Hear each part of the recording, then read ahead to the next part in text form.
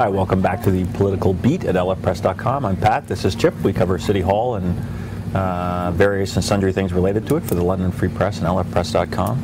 And Chip, a really good story this week that neither you nor I wrote was by our casual acquaintance Norman De Bono. Yeah, good kid, good kid. Nice person, yeah, nice person. Good who kid. wrote about Joe Swan, Orchestra London, and that organization's need to raise money, and the Ward 3 councillor's efforts to raise that money by going out and speaking with developers, and whether or not that's a conflict in his role. I think the money is for a study to help them determine the need for what size of performing arts centre, where it might be, that sort of thing. I think the orchestra's talked about wanting $10 million from the city for the actual centre, but now they're looking for money to study it. That's right, and that sort of the questions that were raised in Norm's very interesting story were, is this a conflict? And do you think that there is a conflict there? Well, it looks like it. It looks like it. I mean, he's an employee of the orchestra. He's the executive director. That's the title, I think, Patrick? Yeah. And he's out there and he's approaching business interests in the community, developers included. And I think the story, Norm's story, talked about Vito Frisia with Southside Construction, or Southside Group. And this is a fairly large developer. Joe is also chair of the proper name of that committee always escapes me. Investment Economic Prosperity Committee that is looking at development proposals and that sort of stuff in the Southwest and elsewhere, and there's some possibilities here that it just looks like it might have potential. It doesn't look right, I guess, but it raises an interesting issue, a larger issue. When are you not Councillor X? When are you not? Like if you take your car to get it fixed by Bud, is he just Bud Polhill or is he Councillor Polhill? I think that you could easily make the argument that you're always playing that role. You're always in that position. You're always a politician. Yeah, you are, and there's certain things that you pay the price as a result of it. Your loss of privacy, all sorts of things like that. Criticism in the media, of course, that sort of thing. It's all part and parcel of being a politician. But Joe Swan is one of the most experienced politicians in terms of years served on city council, and one would have thought the appearances of this he would assess before he engaged in some of this activity. Yeah, I really wonder if we'll talk about the Performing Arts Centre. They've been talking about building one of these for years and years. It's been on and off, but it seems like it's more on now than it ever has been before. Do you think we're actually going to get one of these? No, I don't think so. I think when it all comes down to it, the cost. Let's put it this way: if there's a significant cost to the city, to taxpayers, I still don't think it's going to happen. And the Grand Theatre's proposal, which is counter to, or in competition, I guess, with Orchestra London's proposal, is not asking for any cash. No, but they're looking for a parking lot that's valued at around $2 million that the city owns, and would lose some revenue as a result of that as well, in order to do a land swap so that they could do an expansion at their property where the Grand Theatre is. Less costly for taxpayers. It has a lot going for it. Obviously, Orchestra London has a plan for, I think, a $40 or $50 million building. Something to that effect, yeah. And I see the merit of the argument. Like I don't think that I know I've never been to the orchestra. I'm not sure that I ever would go, but I hear the argument. Great cities have great orchestras, and I guess I see the value of that. I'm not sure though that it's necessarily top of the priority list at this point in a city like this, but maybe that's exactly the attitude that's kept the city in a position like this. 8.5% unemployment rate. We need a vision of what the city's going to be. Are we a great city yet, Pat? I don't know. I've been to the orchestra. My family and we used to go, and we worked our way right up to I think it was the children's concerts or the Genes and Classics or what it was. We worked our way right up to the front row, and then they canceled that particular program. But we did enjoy the orchestra. I do enjoy music. I should try it out. The budget is nearing closer and closer to completion. We're about 2 weeks away from it being done. This week they got it down to 1.2%, but further to what we were just discussing, economic prosperity projects, there was $2.5 million in basically new money that the city had from tax-based growth. Staff said put that money toward economic prosperity projects.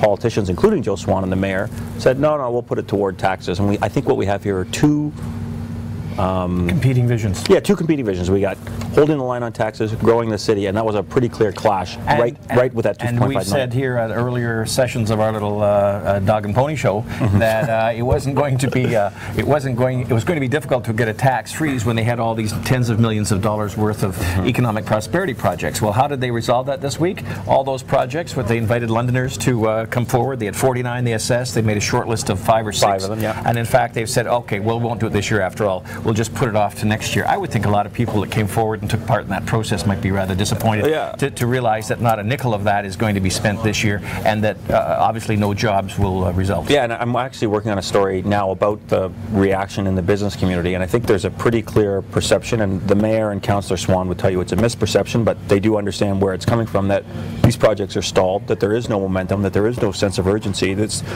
a stated goal on council to kickstart job creation and the economy, but to say it is one thing, to do it is another, and we'll get around to it in a year is sort of a... Yeah, there's a lot of talking of the talk and not a lot of walking of the walk. Yeah, and I think in particular to take that 2.5 million and not put it away and say, okay, now we've got this available, which is what staff had wanted, the politicians instead put it toward clearing the path toward a tax freeze. To me, a very clear example, maybe the clearest example yet of the two prongs of the mayor's push clashing together. They may get to the 0% the way things are panning out now, but we will also not see any of this economic prosperity plan in place or even begun this year.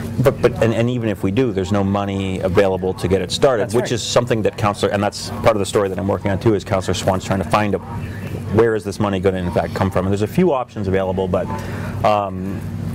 one that's hanging out there is the $70 million note from London Hydro, which I guess I don't know the origins of it. I just know that basically the city has a $70 million IOU that they could sell, isn't it? Yeah. And it seems to me that if you're looking for fast money and you're not, and I mean, I would say that this is a council that isn't known necessarily for thinking long term.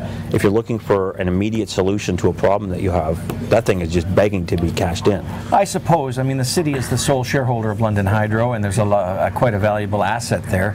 On the other hand, there's how much revenue comes from Hydro every year? It's in the millions of dollars. Yeah. 4.5 or something. That note in particular, it's 4.3 or something. It's 1% on the tax bill. Yeah, 1% on the tax bill. We've been counting on. So if you sell it off, you might get a large infusion of cash. What do you do with that? And you lose 1% on the tax bill right off the top. So it's an asset. It's something they have to decide what to do with at some point. Whether they do it in the near term or the long term, I just think if you're looking for $60 million for these prosperity projects, you got a $70 million note. 2 + 2 = 4. You know, you sort of can just. I can see it. I could see that happening. I would be tempted. I would be very tempted. People get possessive about their utilities. They get possessive about their services, just like they get possessive about, a lot of things in a community, and they don't want to relinquish control, because then it can go to multinational corporations, and we've seen when their agendas conflict with those of a community, we know who loses. Yeah, and that's why we have a large unemployment rate right now. And I will say too that this week I was at a public input meeting for the budget, and to be frank, sometimes those can be excruciating to sit through, because there are a large number of people who are maybe uninformed, ill-informed, or have sort of an oddball, skewed view of things. I was really impressed, and normally I am not at these things, but I was really impressed this week. There were 36 people spoke. All but maybe 2 or 3 of them were really informed, really sophisticated, respectful of the politicians, even the ones that they clearly disagree with. I was really, really impressed by what I saw. Isn't that ironic in light of that recent survey we talked about last week, where people didn't even know what municipal services are provided to them, and a large proportion of people living in the City of London felt they hadn't taken advantage of any city service in the last year, which prompted me to ask if they'd ever flushed a toilet. Right, anyway. yeah. But I did sort of, to me, the people who were there really were a great representation of, I don't know that it's a growing group, but it's certainly a vibrant group of people who understand the basics of City Hall and are really interested in playing a role there. And wouldn't it be nice if they ran for office? Some of them certainly, and could be members of a new council going forward. In fact, there were a few people in the chamber I noticed who I have already heard from who are interested in running in 2014, so it's interesting. Well, people are already sort of trying to what's the word I'm looking for? Position Position themselves. Isn't that so interesting that it would start so fast? But Yep. I guess a year will As they pass. say, the conversation has started. Yeah, the conversation has started. And I will also point out that, so 36 people made comments about the budget, several of them talking about cuts that council has already rejected, but not one person brought up the sort of tightened spending on police and fire, which suggested to me that maybe people aren't quite as upset about that as police and fire might like you to believe that they would be.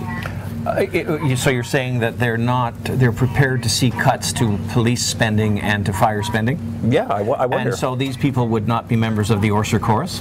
The Orser Chorus, yeah. Orser Chorus, who has said, basically give them whatever they want. Whatever they want. They have badges and they have uniforms.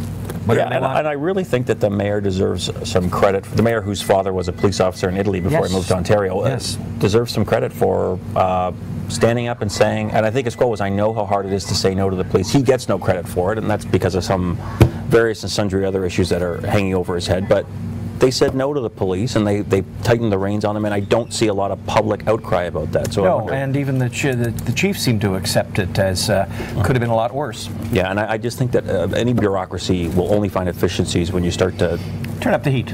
Well, clamp down a little bit. Sure. Anyway, so Sure. well, thanks, Chip, for this, and thank you for joining us. Well, thank you, Pat. Oh, it's been a pleasure. It's been my pleasure. As always. Trust me. And we'll see you next time here at elefpress.com.